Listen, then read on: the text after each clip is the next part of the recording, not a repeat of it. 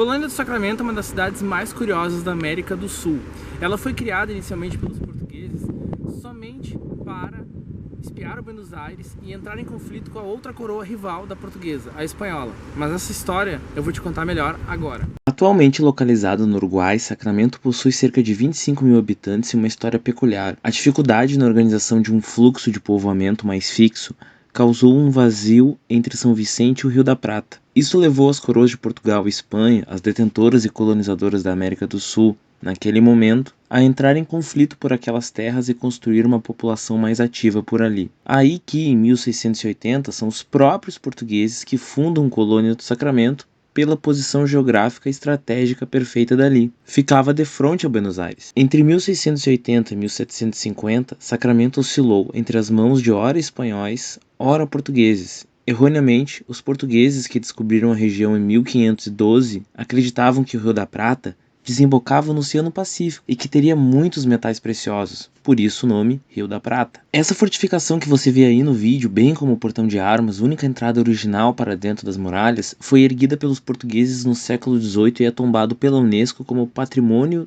da Humanidade. Sacramento é uma cidade de guerra e preparada para a guerra. Como você pode assistir na série Shogun, em 1639, os portugueses foram expulsos do Japão e a sua ocupação nas Filipinas acabou de forma trágica, perdendo a sua principal fonte de prata. Portugal já passava por uma certa decadência, perdendo força para novas potências marítimas, voltando-se do Oriente para o continente americano, onde estava mais estabelecido e a sua força era mais certa. A região do Prata, por sua vez, aparece como opção para os novos planos políticos de expansão. Salvador Correia de Sá e o padre Antônio Vieira, ambos portugueses, possuíam um plano: conquistar Buenos Aires. Mas para isso, precisavam de um forte militar muito próximo a ela. Atualmente você pode atravessar de balsa em menos de uma hora de Sacramento até Buenos Aires, o que demonstra como ambas as cidades estão realmente muito próximas, apenas 59 quilômetros da outra pelo rio.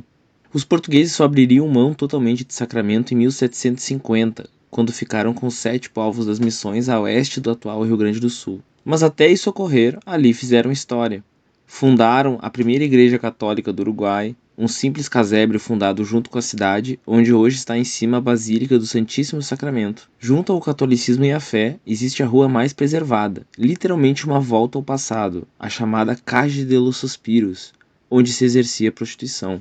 Até meados de 1600, muitos dos portugueses comerciantes que passavam pela região estavam indo até o Peru, considerado uma terra mais rica. No entanto, em 1642, o governador do Rio da Prata, Jerônimo Luiz de Cabreira, ordenou o desarmamento de 370 portugueses residentes em Buenos Aires, que tinha até então somente 1.500 habitantes. Em grande parte das vezes, os portugueses eram respeitados pelos espanhóis na região, principalmente quando o presidente do Cabildo de Buenos Aires era conivente com o contrabando de mercadorias, uma espécie de tráfico da época, do qual, obviamente, os governos eram, em sua maioria, favoráveis. Como notáveis fundadores do capitalismo nas Américas, os portugueses só não conseguiram manter colônia por causa da escassa mão de obra que o Brasil tinha no momento. Não conseguia que viesse do empobrecido Rio de Janeiro, por exemplo. Quando fundada por Dom Manuel Lobo, Sacramento levou um nome religioso. Este, que em 1679 tomou posse do governo do Rio de Janeiro, passou a operar para recrutar a mão de obra que pudesse: operários, militares, vagabundos e até mesmo presidiários interessados em liberdade. Já no século XX, a região passou por importantes lutas de trabalhadores, oriundo da exportação de pedra e areia da região, mas segundo consta, na relação capital e trabalho, os sindicatos foram bastante atrelados ao Estado e, pelo menos até os anos da pandemia, grande parte de sua classe operária e de seus trabalhadores ficou acomodada e em silêncio.